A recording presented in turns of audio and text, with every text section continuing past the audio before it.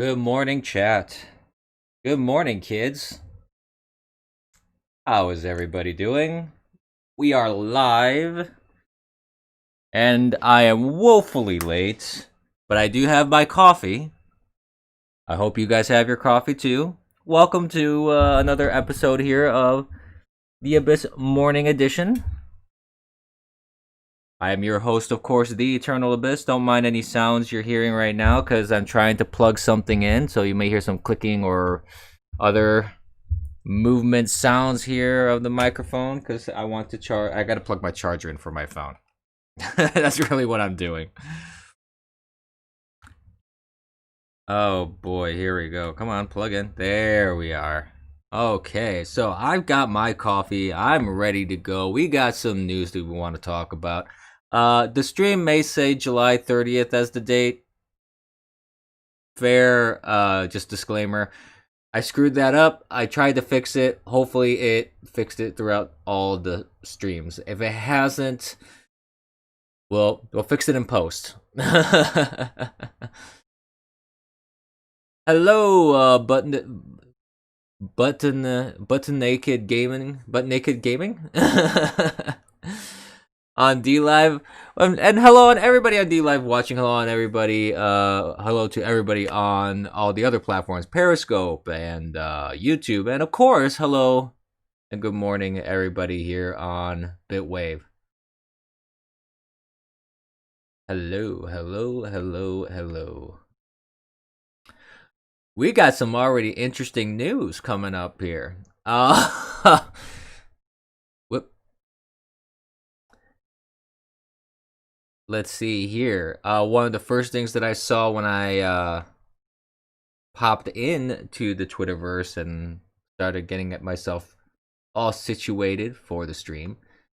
The whole Ghislaine Maxwell Epstein Island, those documents are unsealed and they're available for people to peruse and examine. So we're gonna talk about that, of course.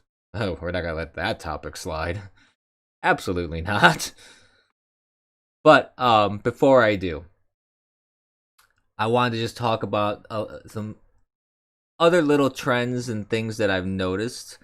As I mentioned, today is July 31st. It's the last day of July. Tomorrow is August. Goodness. We're already in August. I can hardly believe that this year has gone by not only so fast, but has gone by in the fashion that it has. With this whole COVID thing, this year has pretty much been a wash, a write-off. It's been terrible. It's just been terrible with this whole thing. And the fact that you have governors that would much rather play politics than senators and representatives that would much rather play politics than just trying to get the job done and get people back to work and back to opening our country and kids back to school. It's sad. It's a sad state of affairs in the world of politics, and it begs the question: when is this going to stop? Like, when are these people going to realize that what they're doing is just doing nothing but harm to this country and to its people? But it seems like they just don't care, and it's a sad state of affairs. As I mentioned, it's depressing to think about that. I'm starting the morning on an upper, aren't I? Oh, there is one thing that I do need to do before we continue here. I have to do a bit of social media tweeting here of the stream. It's just kind of my modus operandi here. So let me go ahead and let me make sure I open that thread because we're going to talk about that real soon.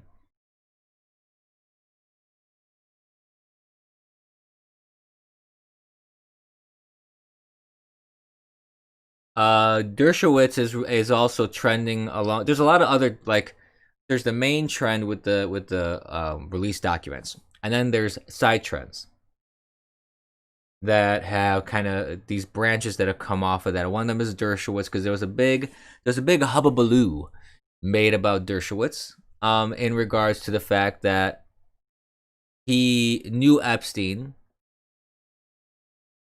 and the Epstein files here show, at least from his claim, because Dershowitz is demanding like the release of. He says, "I demanded release of all documents because they contain emails and manuscripts proving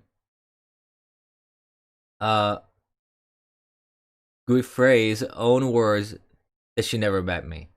I knew they would repeat her false accusations against me, Alan, Tipper Gore, and others, which her own lawyers admit are wrong." So I actually, we're gonna look at this live on air here. I have not had an opportunity to look at these just yet, and we're gonna see what interesting stuff pops out at us here in regards to this whole disgusting mess of Epstein, his island, and the garbage that happened there, and the people that enabled him, and the people that supported him and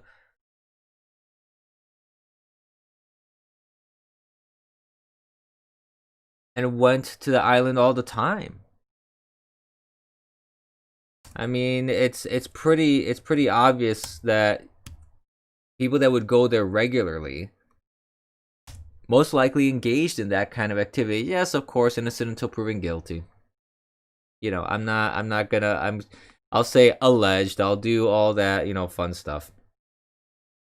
Of course, because that's how our system works here. I'm not going to just assume the guilt of people, but still, it's really from just a common sense point of view, when you think about it, if people go to this island regularly, like Clinton, I think he was over 30 times. I mean, come on. It's you can't just say that there's nothing suspicious about that.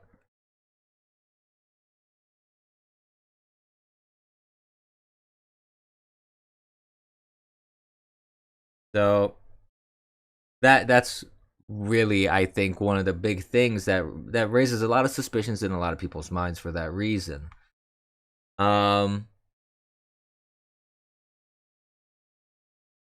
Morning, Meave. I'm glad you got your coffee. Morning, Troll FCIO. Welcome to the stream. I got mine, as I mentioned. It's a little hot, so I'm waiting for it to cool down just a touch. I like my coffee very hot, but I still like to have sensation in my tongue, and I can taste things. So I don't want to scald it too much. So here's a thread. I have this thread up, and we can talk a little bit about this here.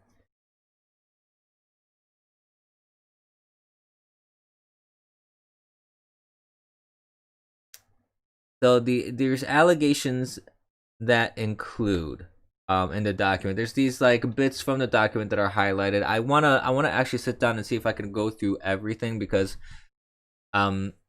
this whole thing, the fact that this thing went on for so long, and the fact that nobody could really get that guy, though they did arrest Epstein once, and he was arrested and charged and everything.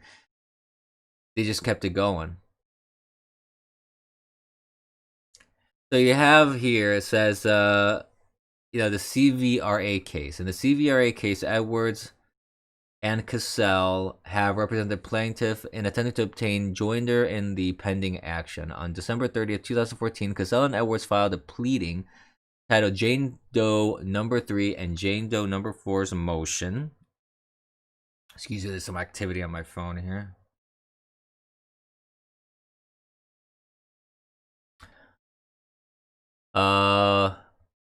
Pursuant to Rule 21 for joinder in action, in the CVRA case, manager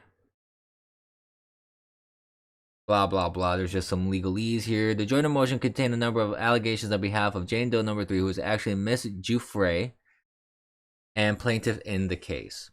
The allegations include that Epstein also sexually trafficked the then minor Jane Doe number 3, making her available for sex to politically connected and financially powerful people.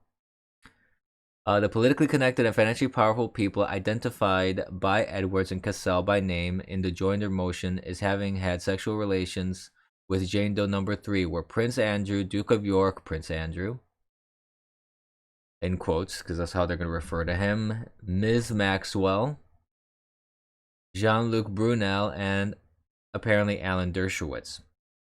So that's the accusation here. The trafficking scheme was international in scope. It appears, obviously.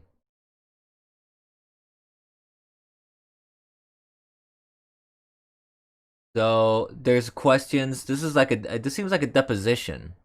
Now there's a clip for there's a snapshot from a deposition. This was in France. Where did you have sex with the owner of a large hotel chain in France around the time of Naomi Campbell's birthday party? And I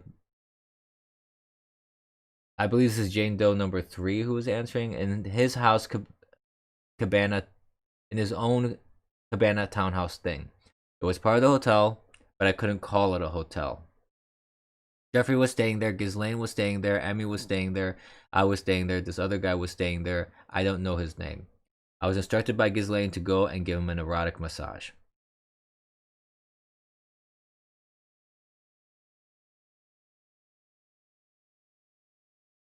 Maxwell directed minors to have sex with former MIT scientist Marvin Minsky at Epstein's complex in the U.S. Virgin Islands.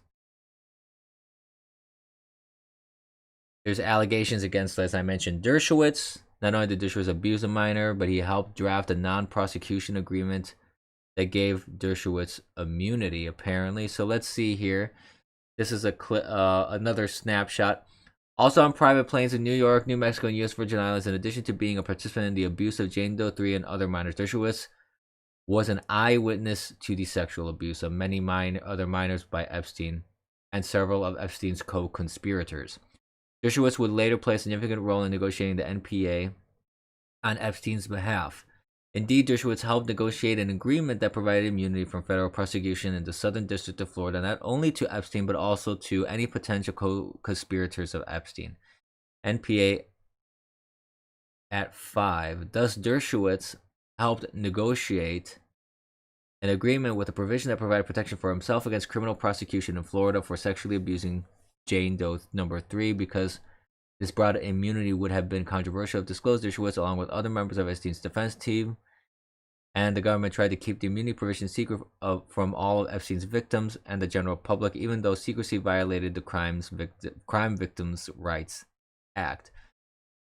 Now, the thing about this is, like, it's still an allegation here. They're saying this happened. They're not really providing any evidence. Just because he defended Epstein, they're saying that he's guilty by association.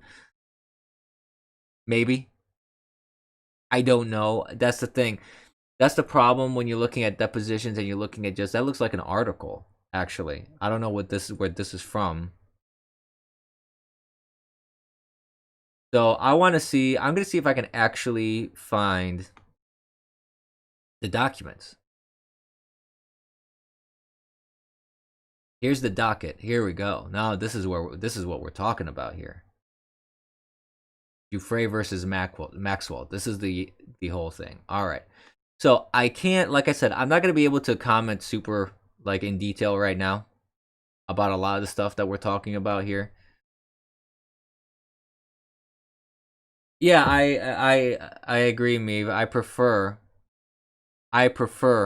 that my coffee is very hot, but I still want to be able to drink it without setting my tongue on fire. That's basically the goal for the most part.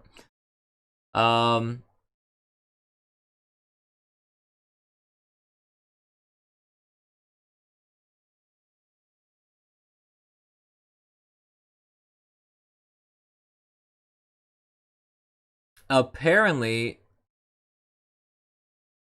well, I was looking at some other trend here for a second.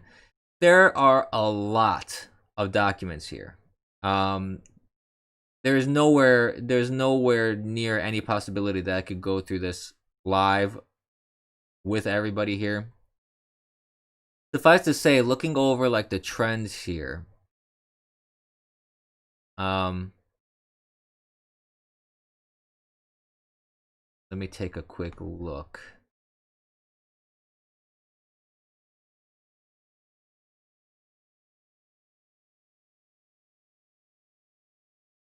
Let's see.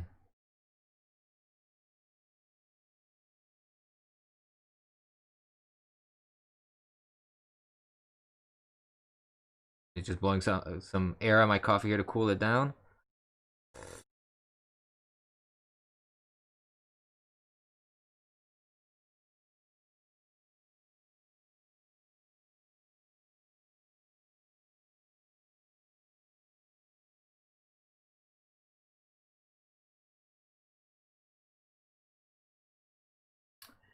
The one big thing that's trending right now with this is an email apparently from 2015, January 2015, from Epstein over to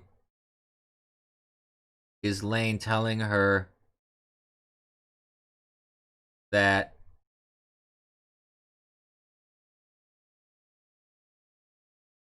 let's see.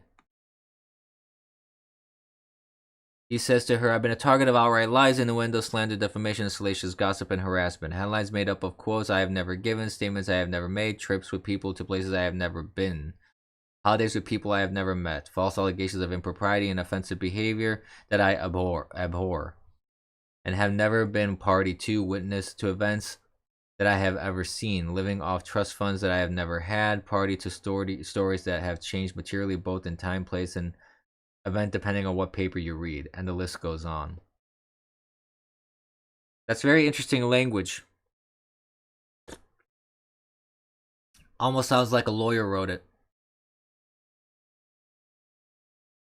And he's telling Ghislaine Maxwell, like, you've done nothing wrong. I would urge you to start acting like it. So you're gonna have, this is the thing, with all these documents and everything, obviously, she's gonna make the case that she has nothing to do with anything. And the prosecution is gonna make the case that she had everything to do with it.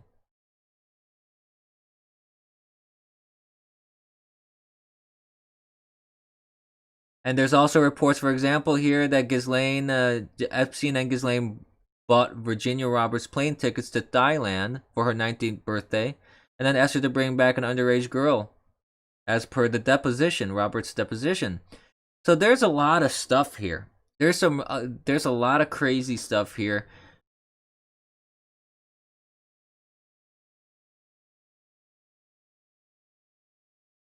Virginia Giuffre, the girl, the woman in this case, says that Bill Clinton went to Jeffrey Epstein's island with two young girls. I mean, there's so much stuff. There's some redacted stuff here too. But here is geez, I'm trying to wrap my head on how to organize what's going on here. This is the thing, because there's just so much that's being poured into the news right now. But let's take a pause on that. Let's just talk about some other news items real quick here. One big thing was that elections in Hong Kong have been postponed for 1 year due to the pandemic. So, goodness me. I don't know if it really matters though, because in China they already stripped away a lot of like checks and balances in their government. It's a dictatorship essentially. The President Xi can be reelected indefinitely. There's no term limits anymore.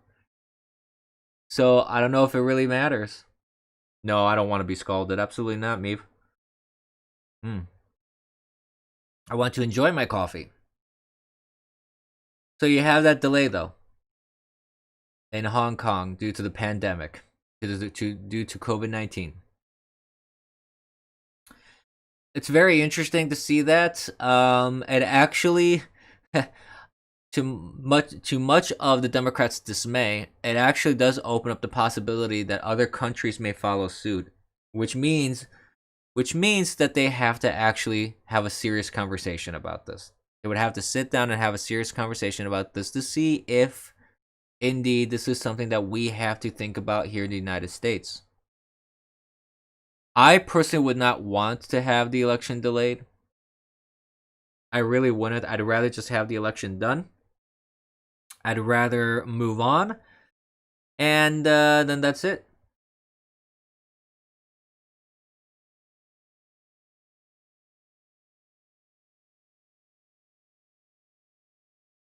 So there's that's happening there. Some pro-democracy supporters question if the pandemic was the real reason for this delay. And with China, you don't know. That's the thing, because they change the rules on a whim, just like that, whenever they feel like it. Like I mentioned, they changed the fact that there's no term limits. So the President Xi can be President Xi indefinitely as long as people elect him. And I don't think he's gonna let go of that power. If he has it, why would he? So I don't know. This is a strange situation with China. It's always a strange situation with China. You never know the full truth. So who knows?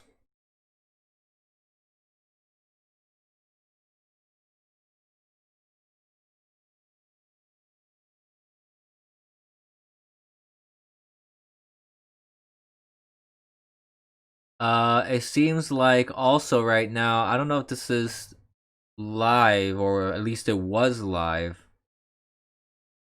Jim Jordan is trending, mostly because I think he was grilling Fauci.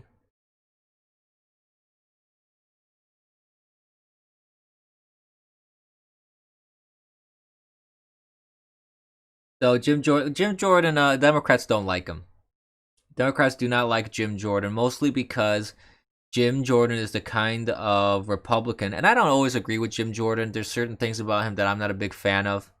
I'm not a big fan of the fact that he gets a lot of money from big tech companies like Google. I think it was Google. I saw this on the list that came out at one point. I'm not a big fan of that. I don't appreciate that. I don't think that people like that would do enough to stop censorship because they're getting money from these people. Why would they?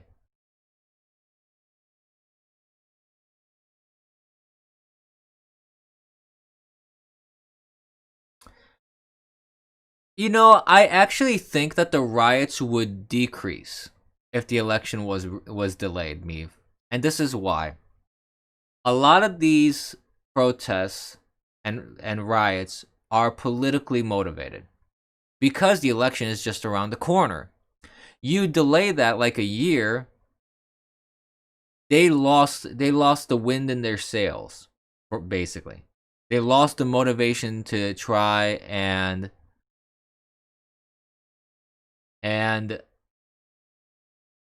sway national conversation or disrupt national conversation for that reason. They want Trump to look bad before the election. And this is not to say that there are some of these protests where people may have a legitimate reason or cause to fight for. I'm not saying that. But it is undeniable that there is a large faction of people that are just anarchists. There are people that are Marxists. There are people that want to destroy the country. There are people that are using it for political purposes. There are domestic terrorists that are hurting and harming people physically, their livelihood, etc. So it absolutely is politically driven. And if you remove the political aspect of it, you may still have some protests, but I promise you that all these riots would most likely end. I'm pretty convinced of that. I may be wrong. I could be wrong. I don't think I am though in this case because of what I've seen in what they're doing. And mostly because of the encouragement and the stand down orders that are there that are given by governors and mayors, that they're allowing this to happen. Hey Pop, how you doing? Welcome to the stream. So I think it's very much politically motivated, and I do think that if there were some sort of delay, which would be almost unprecedented. I don't know if there ever has been a delay in American history for our election. You know, it's pretty interesting to see that and see if something like that would happen. And if there's, see, I'm the kind of person that I'm pretty pragmatic. So if there's really a legitimate reason to do this, if there really is a risk, as the Democrats are saying, you know, and the left is saying, you can't congregate, you have to wear a mask, you got to do all this, you got to do all that, then wouldn't they be the first to say, yes, we need to delay the election? We need to do that and not lose their mind when Trump just merely suggests that maybe it's something that we need to do, if it's really as this bad as they're claiming. So there's that. And Fauci, you know, Fauci to me is I have some misgivings about Fauci, because every single prediction that he's made is wrong.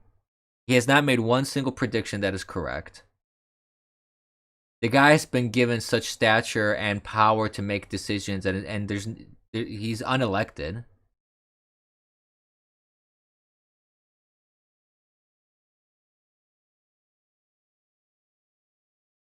So it's troubling. It's troubling that this guy is given so much credence that he has. And I don't particularly commend one senator or representative over the other in talking to him and grilling him. But I think that if we're going to have an honest conversation about how to open back the country up, how to bring kids back to school, how things were handled, and how things will be handled, I don't see any problem with grilling people like Fauci or Birx or anybody like that. Because we need to make sure that if these people are spouting predictions and they're putting data out there,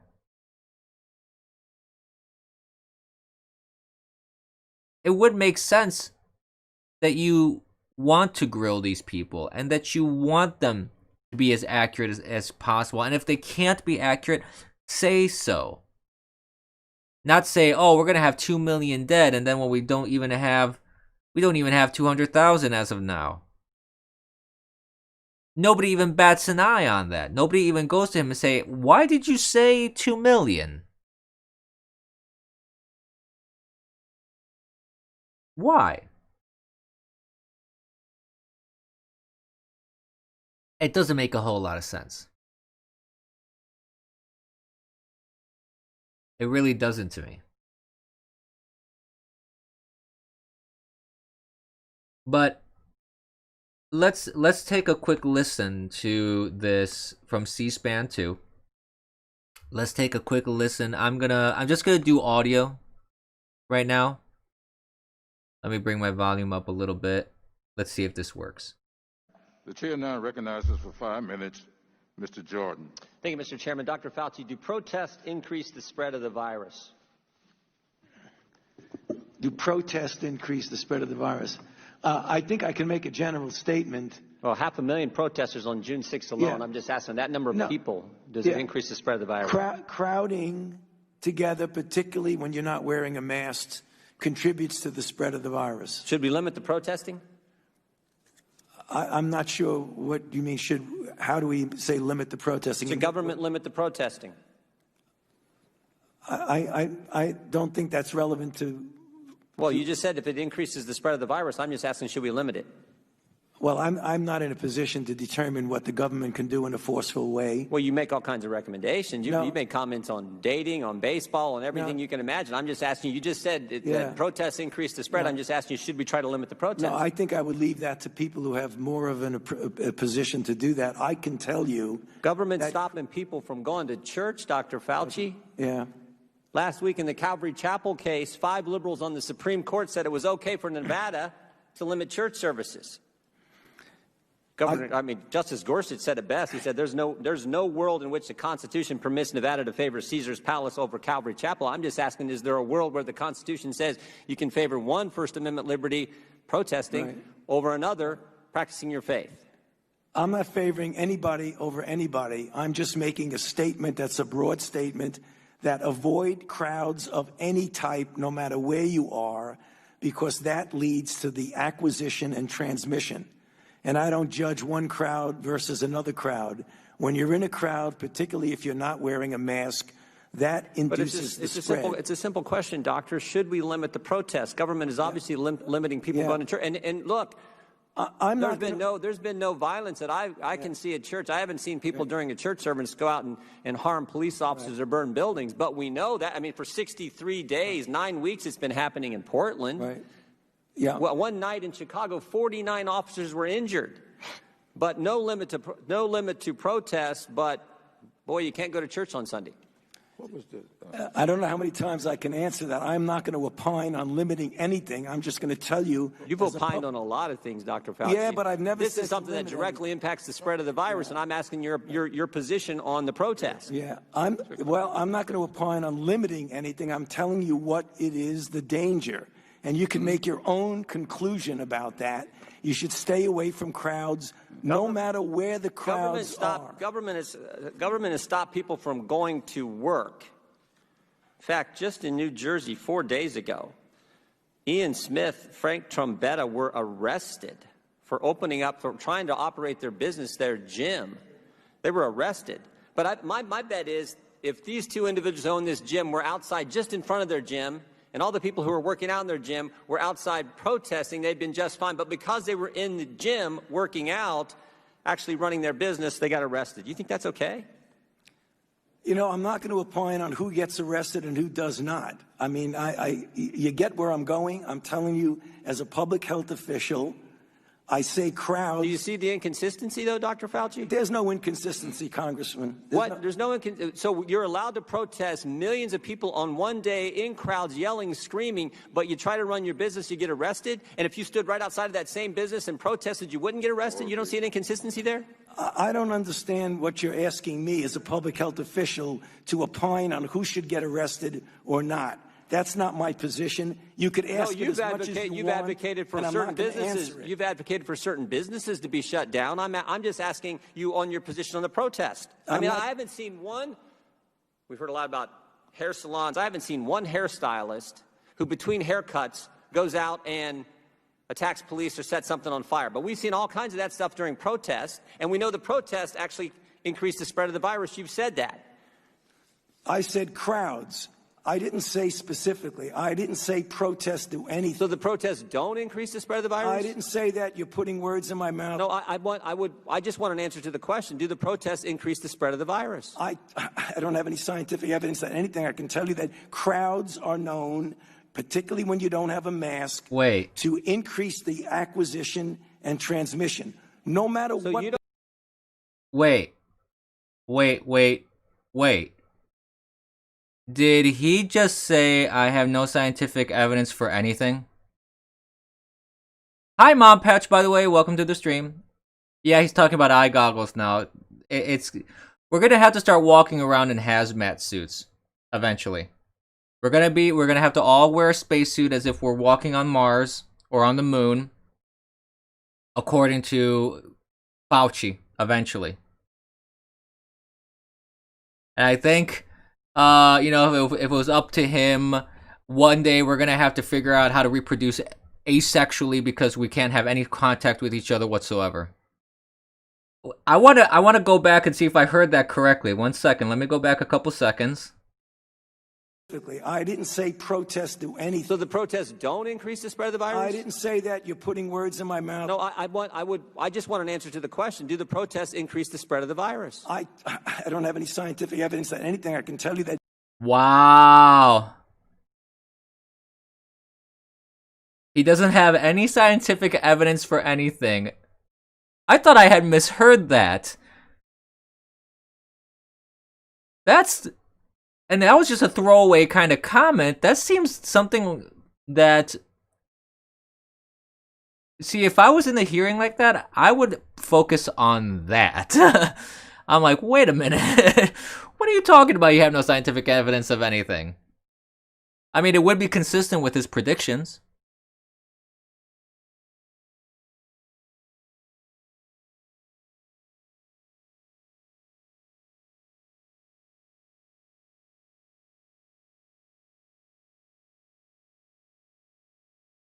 Hi, Troll CC66. Yeah, but the thing is this: if he's making the claim, that large crowds of any kind, which he said, to be fair, he has said that any large crowds of any kind increases the possibility of spread and acquisition of the virus. He said that. I'm using his words. It is not a leap to say that protests of large crowds of 1,000 people, peaceful or not, would increase the likelihood of spread. It's not a stretch. And the fact that he's struggling so hard, to not say, to not correlate the two, I find that very disturbing.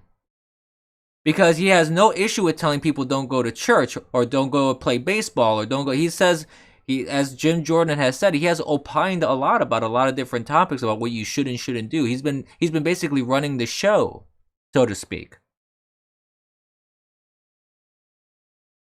And I'm not saying that he's entirely wrong. I'm saying that, sure, social distance. Okay, put on a mask. Okay, large crowds increase the spread of a virus. Pretty straightforward stuff. You don't need to be a public servant to figure that one out. You don't need to be a doctor to figure that one out. But if you want to tell me that it's impossible for you to make that correlation of, yeah, well, a large crowd of protesters can increase the risk of spread amongst those protesters, that's not unreasonable. That's not crazy. That's not a crazy connection or crazy assumption.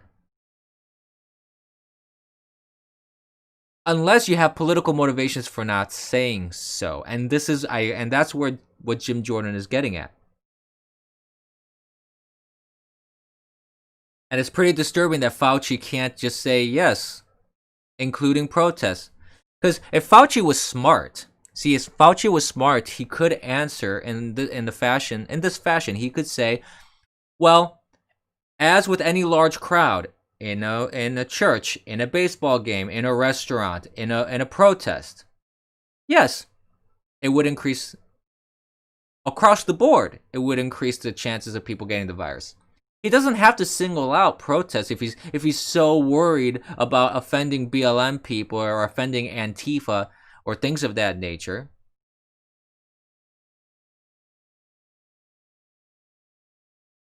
So I find that very interesting that he's struggling so hard to just justify, and the fact that he says he has no scientific evidence for anything.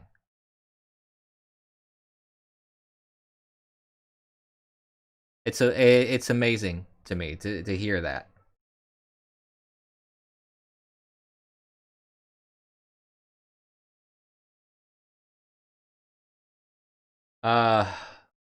Boy, oh boy.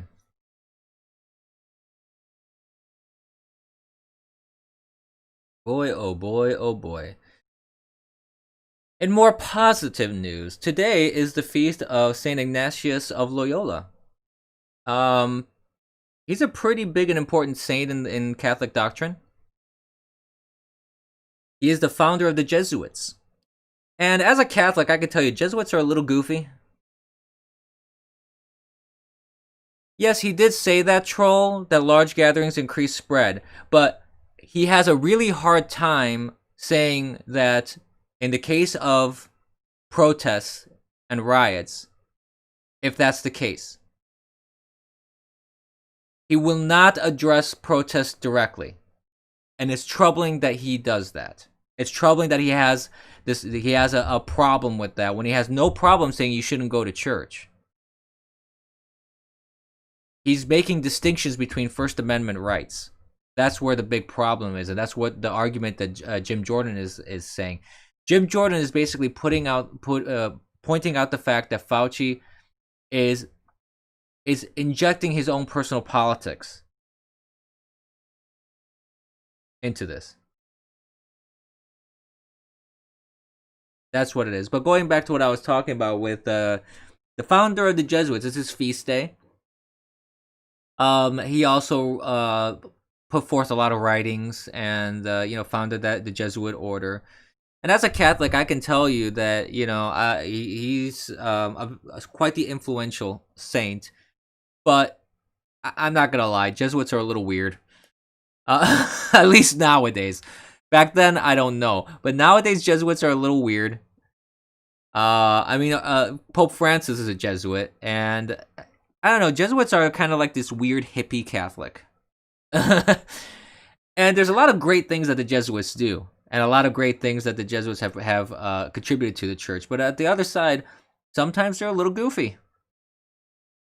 And there's nothing wrong with that per se, but sometimes they can be a little odd.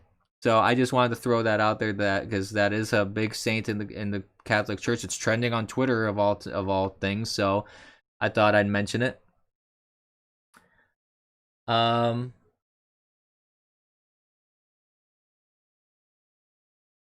You have also Steve Scalise trending with Jim Jordan. I think this is the same hearing. Because he is talking about the politicization of the false, quote-unquote, false political narrative, and highlights the COVID-19 response by the Trump administration. I'm not going to play this one, so I would recommend going on Twitter and, Steve Scalise is a pretty cool guy, seemingly, so, you know what? It's only a minute and 15 minutes. These are anybody go ahead and to play. Suggest that there's not a plan. In fact, when you look at the title of today's hearing, Urgent Need for a Plan, that's not the title of a hearing. That's a political narrative, and a false political narrative at that. You wouldn't even be here today if there wasn't a plan, because you are the people tasked with carrying out the plan. In fact, if you were sidelined, you wouldn't be here either. And I know some people want to suggest that, but maybe they haven't spent time reading different components of the plan. These are just a few, by the way, a few of the documents that your agencies have published to show states how to. He's holding up, I'm not putting it on screen, but he's holding up a giant pile of clipped documents and publications from the CDC and from the guidelines, and from those folks that are participating in the hearing. It is thicker than the height of his head. Basically, it is like 1.5 feet, almost 2 feet thick worth of documents. So let's just continue. To safely reopen, to show schools how to safely reopen, to show nursing homes how to care for their patients, which, by the way, if all governors would have followed those guidelines, thousands more seniors in nursing homes would be alive today if just 5 governors would have followed your plan that was developed by President Trump and is being carried out by you and your teams effectively every day. So again, let me thank you on behalf of the millions of American people who are alive today that wouldn't be alive if you weren't carrying out President Trump's effective plan to keep Americans safe as we learn about this virus, as we work to get a cure for this virus. And by the way, the cure, Operation Warp Speed, is part of President Trump's national plan, and I think we've all seen just how close we are to a vaccine, which is revolutionary in modern time. To be this close to a vaccine, we wouldn't be here that close to a vaccine without President Trump's leadership and without the work of you and your teams to carry out that plan. So again, I appreciate the work that you continue to do. Every day we learn more about a plan, like any plan, whether it's a military plan or a football plan. You start, the first play with a plan, and then the plan has to change as things change along the way, and we're seeing that play out daily. Anybody? Whoops. And there's truth to that. There's definite truth to that. You do have a lot of people want to place blame on Trump for any issue that happens, and there is an argument to be made that the buck stops at the president for most everything that happens in a country during his administration. However, there is also an argument to be made that if the administration puts out guidelines and tells you what you need to do and tries to put a plan ahead, and the governors are just simply ignoring it, or you have people like what happened yesterday, or within yesterday and 2 days ago, that Ohio Pharmacy Board was just banning hydroxychloroquine, for example, then the Trump administration, or any administration, not even Trump, forget Trump for a second, any administration that would tell governors and mayors, do this to prevent people from dying, use this medicine to help people, and then the governors or mayors or boards, government agencies at the local level go, no, we don't like you, we're not going to follow your guidelines, neener, stop my feet, I'm going to have an adult hissy fit. Okay. The administration did their due diligence. They did provide the guidelines. They did provide assistance. They did provide answers and resources to these state and local governing bodies.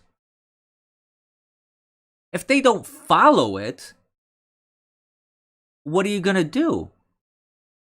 That becomes a local problem, which is the biggest problem that we had, for example, in New York, or the problem you had in Michigan, or like yesterday we talked about Ohio, where they're banning hydroxychloroquine for purely political reasons, and they had to do a complete 180 on that within 24 hours because the governor of Ohio actually had some sense and told them, hey, don't do that. So the fact that this whole pandemic has been highly politicized is nothing short of disgusting, in my opinion.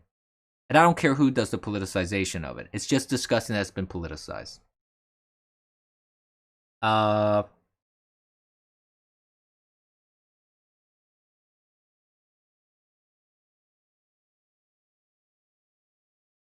Excuse me, drinking some more coffee.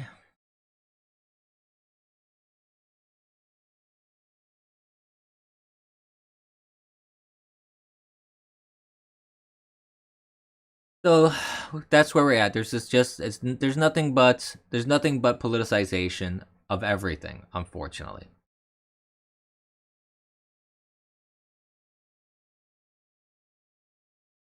Put butter in your salad. Squirrels ate all your corn, Mom Patch. Oh, that's terrible. Butter lettuce is good though. Imagine not buttering your lettuce. I know, right? Because you love to be radicalized, Kate Bush. Admit it.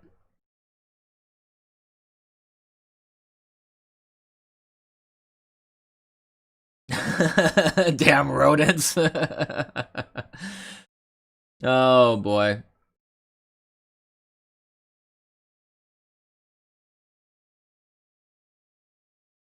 So, I'm just checking out some other trends here. Apparently Wawa is trending. For those that don't know Wawa, it's basically like a 7-Eleven, but it's in a certain area of the United States. It's a regional thing. And it's kind of like 7-Eleven but a little fancier. But I mean that's the theory. That's what I've been told. But I don't know. I've been there. It's all right.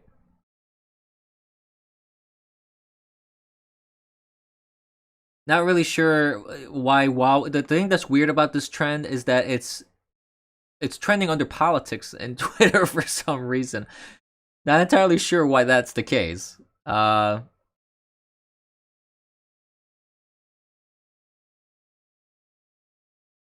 very strange.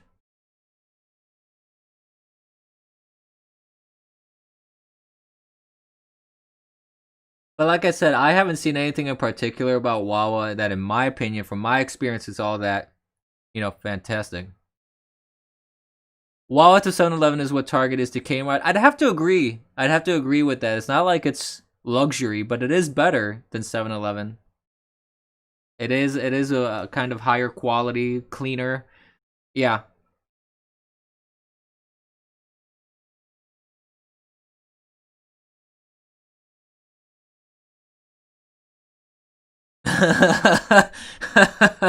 I strike again. I radicalized Kate Bush, famous 80s pop star, and now we know who's pulling the strings. Well, I wish I had that sort of power. Oh boy. That would be interesting. That really would be. But I really do want to look over like some of these depositions and documents, and I don't think I'm gonna be able to go through everything within 24 hours. I have other stuff that I gotta do today, so I'm gonna kind of look over the news and kind of see what comes out of it.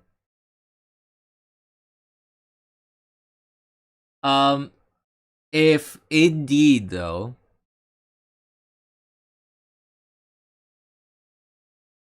I'll take the view, Troll TXN4. I don't mind. Even if you're not watching, as long as you add to that number, I am good. Thank ya. Speaking of which, how about some shameless self-promotion here? Hey, if you like hearing me babble on about political stuff and rant and rave and soapbox, please consider donating and supporting me through streamlabs.com/theeternalabyss. Any level of generosity is greatly appreciated, and if you can't support me financially, there are other ways for you to do so. Which means just subscribe, follow, hit the notification bell, go on all the social media and video platforms that I am on, and just go follow, share, and it help increase my viewing and audience. And that is actually almost, at this stage, it is almost better than money, honestly. I'm trying to grow. I'm being censored and shut down by Twitter. I'm getting copyright claims left and right on YouTube for showing hearings and showing Democrat debates and things of that nature. So if you can support me in that fashion, spread the good word. I greatly appreciate that. I'm on a slew of platforms. I am on Twitter, of course. I am on Gab.com, Parler, Minds. I am on YouTube, DLive, Periscope, Bitwave, BitChute, Library, which I'm going to have to reconsider if I'm going to stay on Library or not because it doesn't archive everything that I do.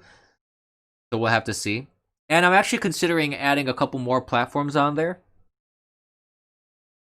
So we'll see if that's the case. We'll see if that helps. I don't know. I have to decide. If people have some recommendations for other platforms that may be good for political pontification, please send them my way. I'm curious. I don't know about all the platforms out there. So let me just finish up my coffee here. But please support me if you can. That would be greatly appreciated. So end of shameless self-promotion. On to the remainder of the stream here, which I pretty much talked about everything that I really wanted to talk about. There's a couple music trends happening too today. Some albums have come out. Beyoncé apparently has come out with an album called Black is King. I'm not a fan of Beyoncé, honestly. I don't think she has a great voice. I don't think she's that talented, in my opinion. Of all the people, she was with was it? I don't think it was TLC. It was what's his face. Oh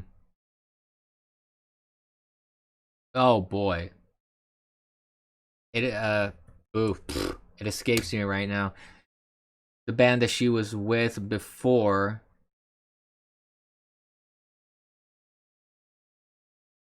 I am drawing a blank. Goodness. Destiny's Child. That's what it was. Destiny's Child. I felt that other bandmates of Destiny Child had a better voice. Yes, thank you, Kate Bush. It was Destiny's Child.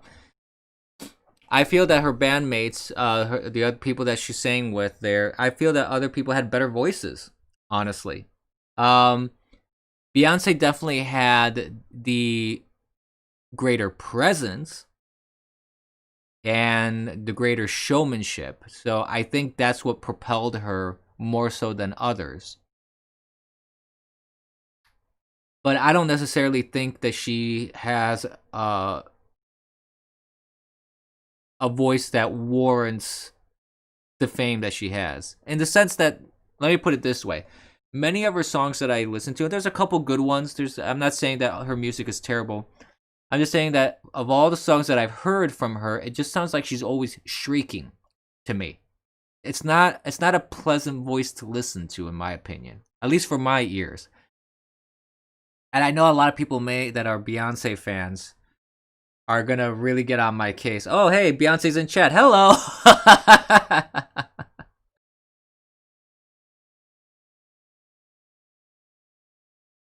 Oh, is that so, Meave? That there was an interview with Beyonce's dad? And the dad ran from the interview when asked about the family structure? Wow, really? Yeah. I don't know. I'm just not a big fan of her. I feel that her voice is just not pleasant. I feel that she's like shrieking in all her songs. It's just not pleasant to me. That's all I can say. And that's not to say, like I said, that's not to say she doesn't have some good songs. I've listened to some of her songs. Some of it's pretty decent. I don't like her political stances. I don't like what she says. She says some stuff that's pretty terrible on occasion.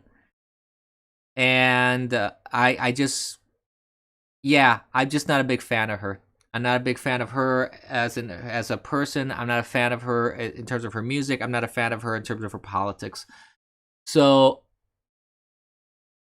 that's the biggest problem that I have with Beyonce. And it's unfortunate that a lot of other singers really inject a lot of politics into what they do as well. I wish they wouldn't. I wish they would focus on their craft, because there's a lot of great talent out there that, to me, is wasted on the fact that they have to insult a group of their fans. It's unfortunate. But like I said, there were members of Destiny's Child that I felt had a way better voice, that were more talented, I feel. More pleasant to hear, it was just better, in my opinion. So, meh. It is what it is.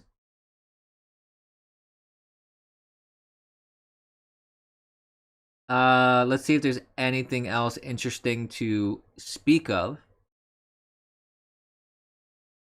before I wrap this all up. I think that pretty much covers everything. I'm going to try and go over, as I mentioned, some of the documents and the docket of that have been released. No, they don't, troll CC66. I've had this discussion before. They don't always do political commentary, social or political. Some people sing, act, focus on their craft. They don't go out of their way to insult one group of people or another if they don't agree with, because of their politics or their beliefs, or when it comes to something that's social.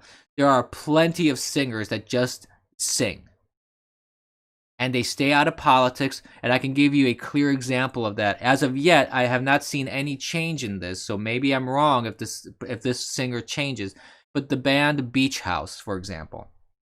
The band Beach House, the singer of Beach House, has made it a point that her focus is music. Her point is she does not want to talk about politics. She does not want to talk about social issues. Her issue is, I only want to focus on the art, on the craft, on my talents, on my music. That's it. So it's a conscious decision whether a singer wants to be political. And it's a conscious decision whether people, whether singers and actors and artists in general want to be political or make social commentary. It's their decision. No more, no less.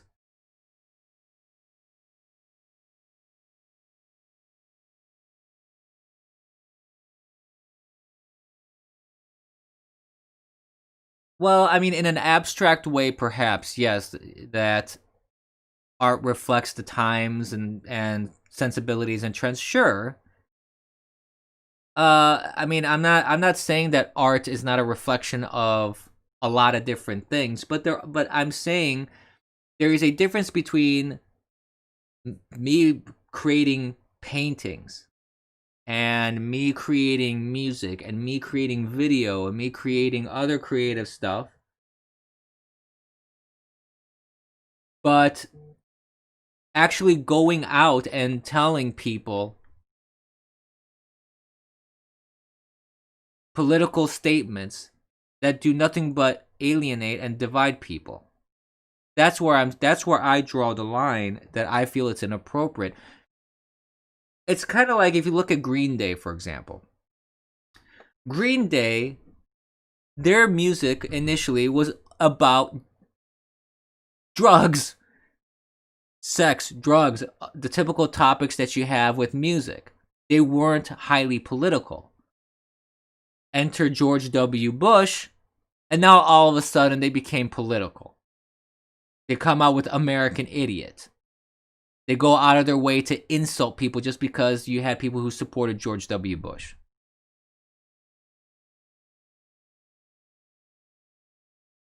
He made a choice about that. That was a conscious choice to make music that was highly politically charged, and it was conscious to go out of his way to insult people. So I have no respect for that. That's where I have a problem. Especially since he's from Canada, and you got Trudeau in Canada, which is probably the worst guy you could ever have as a prime minister, who wears blackface more than once. He's a racist. Yet somehow that doesn't bother him. He doesn't make music about how Canadians elected someone who's a racist and does blackface. No, that's perfectly fine. But George W. put a burr in his shorts and bunched up his panties. No, singers don't need to be political, overtly political. They don't need to go out of their way to insult people. Well, I mean, in the past, long past, in the days of yore, I mean, entertainment was just entertainment. Like the jesters of courts, they didn't have high ranking in society. They were the court jesters. They were there to entertain the people, the courts, the nobles. People that would bards that would sing and tell tales in the streets. They were just street performers.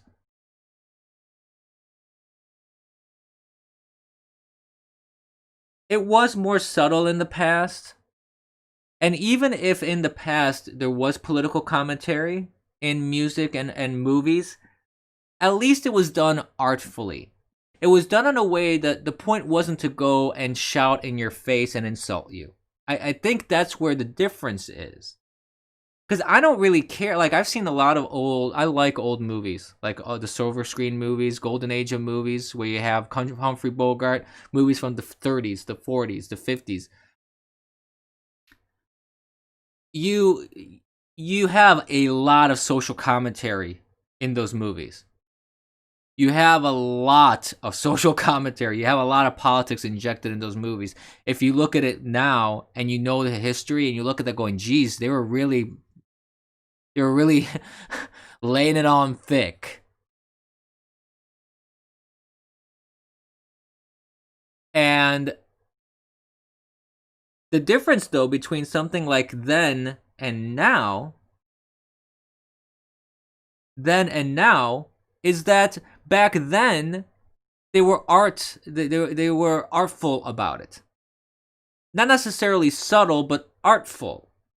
They did it in a way that it wasn't about just insulting people or trying to go overtly say, you need to change your mind.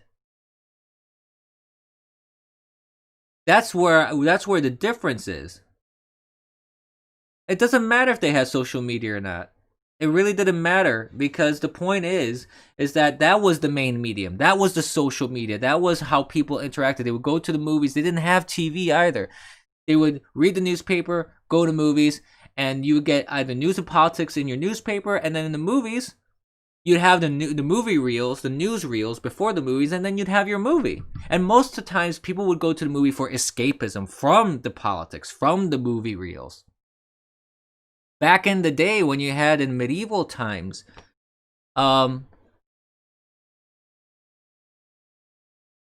artful is subjective, that's true, but at least the point that I'm making is this. If you look at a movie like Citizen Kane, okay, I love that movie. I love the movie Citizen Kane. I think it's a really good movie.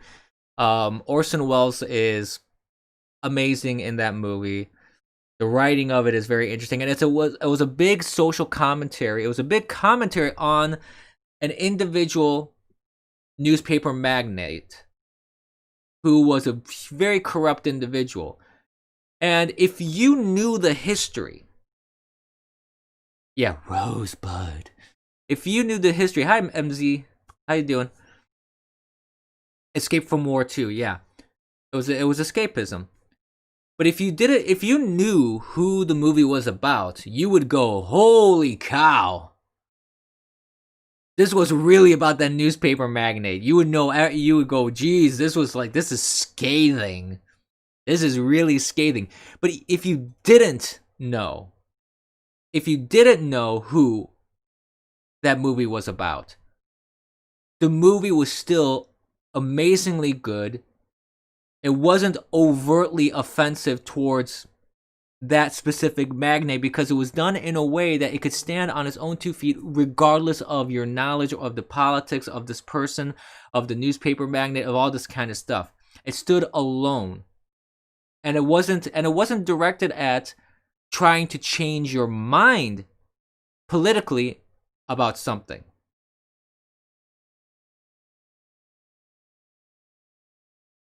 Yeah, there's been a lot of books that have been banned. And I'm not saying to ban music. I'm not saying to ban books. What I'm saying is that if you're going to go out there and perform in one form or another, I think that you want to appeal to as wide an audience as possible. And if you want to appeal to as wide an audience as possible, it would behoove you to not go out and go in the face of people and spit in their eye. That's all I'm saying. And you have singers that go out of their way to do that. You have actors that go out of their way to do that. That's why movie viewership is way down.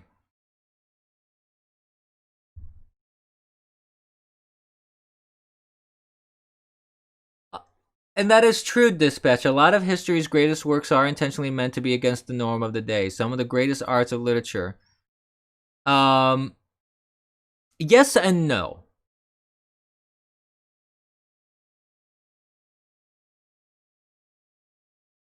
And I'm not disagreeing with that, Troll CC66. Like I said, I am not saying that art is not a reflection of the day when that art was created. And there is some truth to what you're saying, Dispatch, but not all art is intentionally meant to go against the norm. A lot of art tends to go against the norm by the nature of the craft as well. Take Caravaggio, for example. Caravaggio stirred up a lot of controversy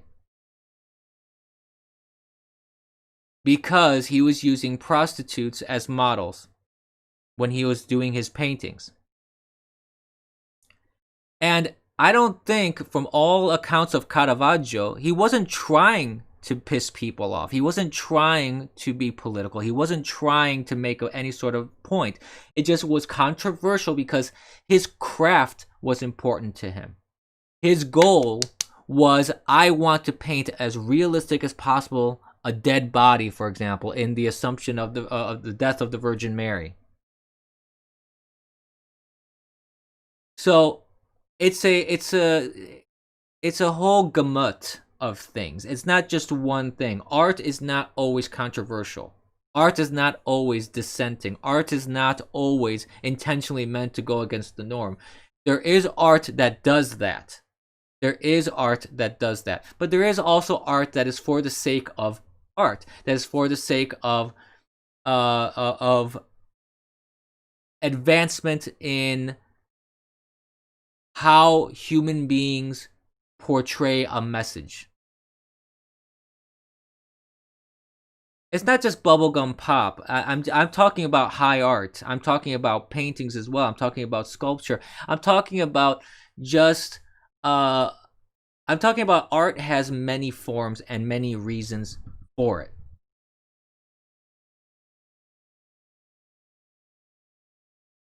I'm not saying that political is inherently bad. I'm not saying that political art is inherently bad. I am saying that using art, especially nowadays when this isn't, like, I don't really view modern music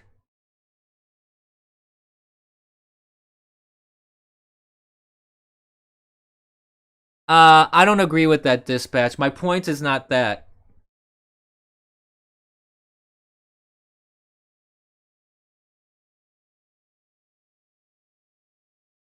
I think the problem is not necessarily, well, I mean, there's some, my point is kind of that, and that's not my point, though. You're saying my point is not flawed because my point is this. My point is this. If you're going to do art, if you're going to perform,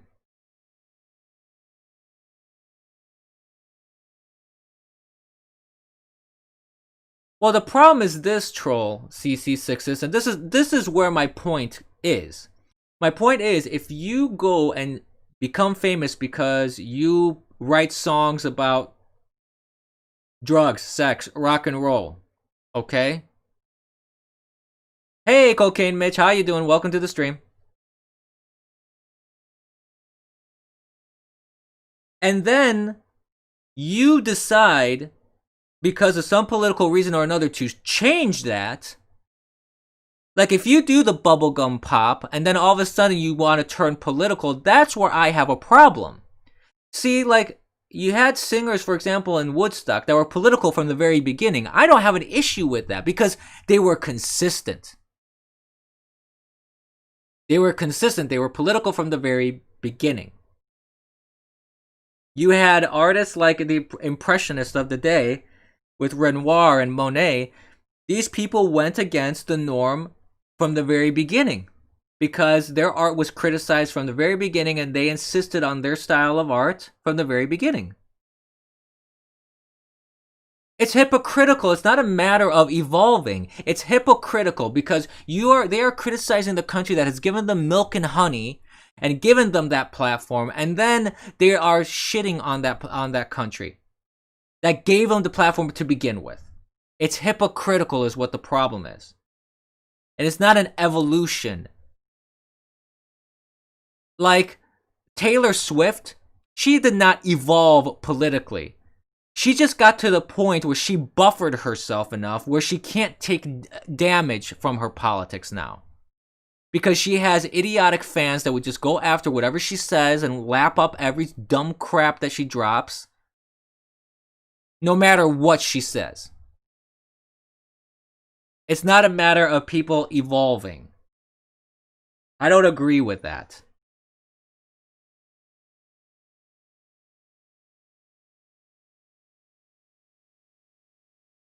That's where I have a problem. I have a problem where people use this country to get rich, and then all of a sudden when something goes in a slightly different direction, not only are they expressing a political opinion, they're going out of the way to insult people. No, you don't need to do that, Troll CC66. I don't agree with that. I don't agree with that. If this country is so evil, leave. If this country is so bad, don't become a singer, don't become a millionaire. Why have blood money on your hand? Why have evil money on your hand? Because it's just convenient? No, I don't agree with that. I absolutely don't. Because see, if I was someone who has some political issues that I would want to put into my music, for example, I would do it in a way that I don't insult people.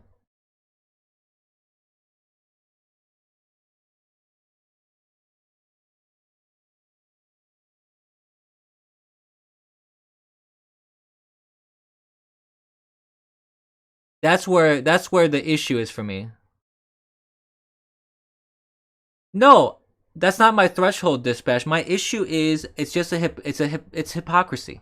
It's being hypocritical when you Taylor Swift again. I'm taking Taylor Swift as an example, or Green Day. These guys, Green Day was singing about smoking weed. Their first album was called Dookie. It is absolutely hypocritical. You got famous because you were singing about stuff that had nothing to do with politics. Now all of a sudden you go and decide to do politics. And the thing is this, they can do that. I'm not even criticizing the fact that they can do that. Oh, that was their second album. Yes, thank you, Cocaine Mitch. It was their second album. I don't care if you sing about politics. It's not even an issue of that. It's how they do it. There was no reason for Green Day to insult all Americans, for example, just because George W. Bush became president. Yes, it does, Dispatch, because when you base your fame off of nothing political, and then you decide to go and insult people and insult the country that gave you that platform and money, it is hypocritical. It's like Kaepernick taking a knee at football games. The guy's a millionaire. He has had the opportunities and privileges that very few can have, and somehow this country is so evil that he won't stand for the national anthem. Wrong. That is hypocrisy at its highest form.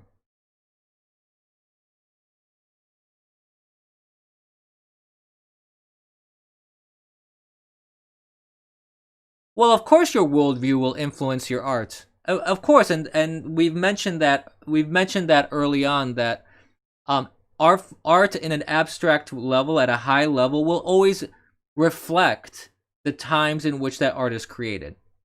And the artist will influence it, of course. Yeah.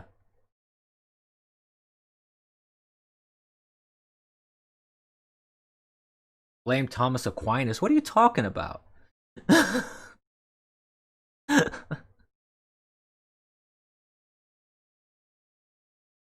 Well, it's both. It's both, Dispatch. There's entitlement there because they feel they're entitled to stuff that they're not entitled to. And it is hypocrisy.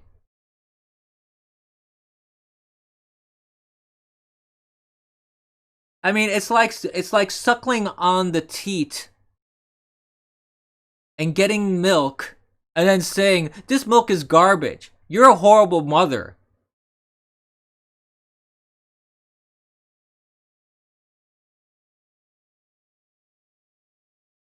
No.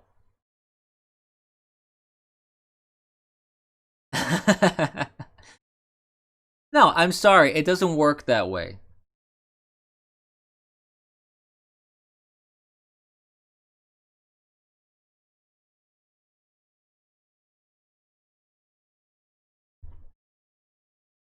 Yeah, but the difference with Michael Jackson singing about world hunger and race, this is where I take issue, is that he did not create music that went out and insulted people. That's where I have a problem. Like I said, I don't care if people are political. I don't care if Michael Jackson decided to write about world hunger, or when all these singers got together to form Band Aid and write about do they know it's Christmas in Africa. Hey Destructor, how you doing? Welcome to the stream. I don't have an issue with that. Or Phil Collins writing about homelessness. Coffee is always good, sir.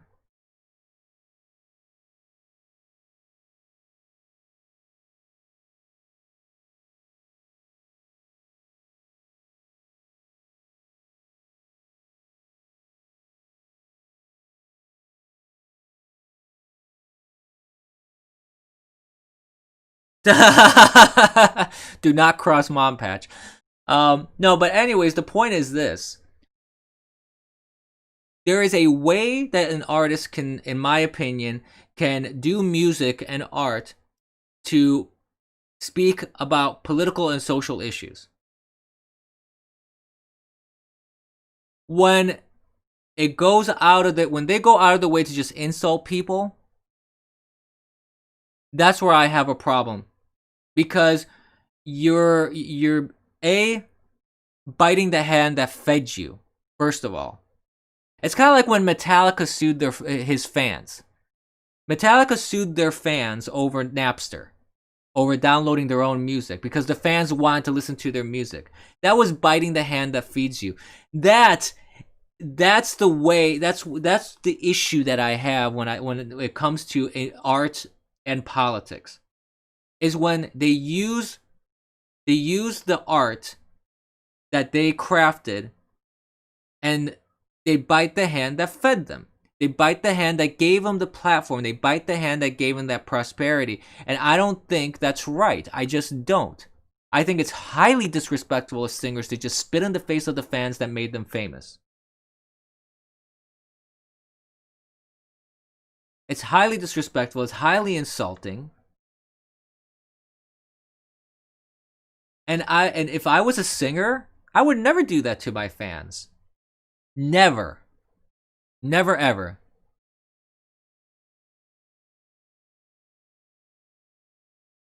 And I will stop listening. That's why I'm gonna trash all my Tom Petty CDs, for example. I was a big fan of Tom Petty. And while he was alive, even though I didn't agree with his politics, he never went out of his way to insult people. His estate, the people that survived him, have. And as such, I no longer want any of his music in my library.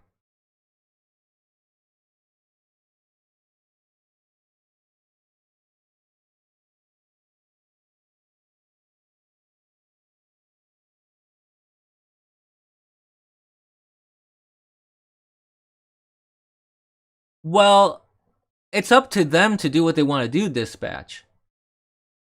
You know, people are free to do what they want to do. If they want to bite the hand that feeds them, sure. But I sure am hell, I'm going to be free to say that they shouldn't be doing that.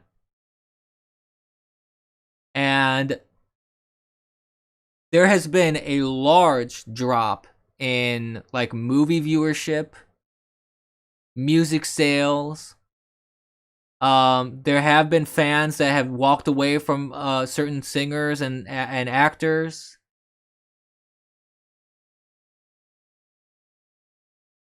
I'm perfectly okay with them destroying themselves.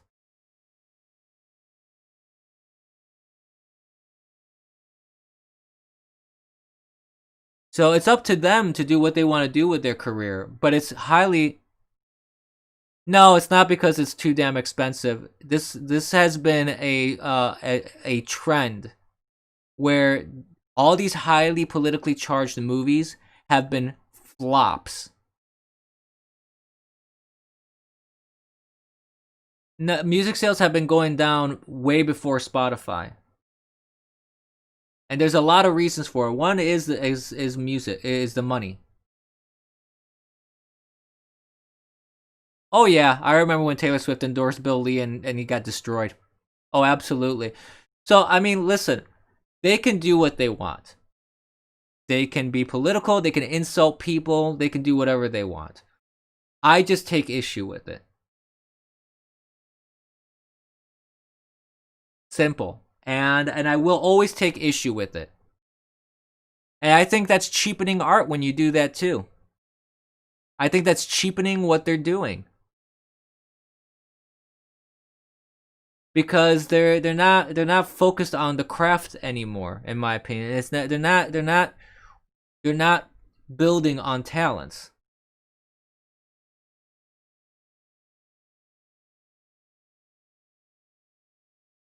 So that's the way I feel about that.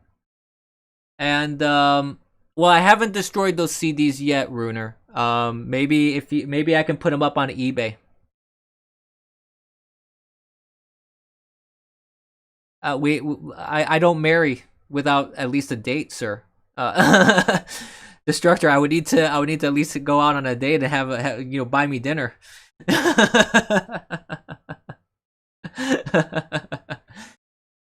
No, but there has been a big trend of music and movies getting far more political, which has had a direct impact. Cost absolutely plays into it as well. But there has been like in terms of reviews. In terms of like reviews and how crowd reacts to the music and movies, it has been going downhill. There's been less and less support for movies and music because of the fact that they're so politically charged. And they're just poorly written and poorly executed. Because that's the thing, and that goes back to what I was saying about excuse me, about old movies. Old movies, sure, they were political, sure, they were social commentary in there, but at least they were done in a way that they still had an appeal. They still had entertainment value. They still drew in crowds. They were crafted in a very artistic and artful way. So, like I said, I'm not saying you can't have politics and social commentary and stuff. I just say you don't need to insult people. They aren't in your face about it. That's absolutely true. Backstab and hoe. Welcome to the stream, by the way.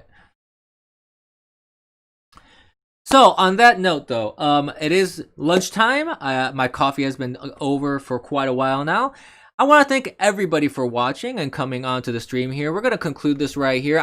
Like I said, I'm going to try and go over the Ghislaine Maxwell document drop. I'm going to see what we can do for over the weekend, actually. This should give me enough time to kind of read through things, and we'll talk a little bit on Monday, hopefully. And I hope everyone has a fantastic weekend. And, of course, kids, as always, don't be complacent. Go out there, do what you gotta do, spread the good word. Thank you, and have a wonderful weekend.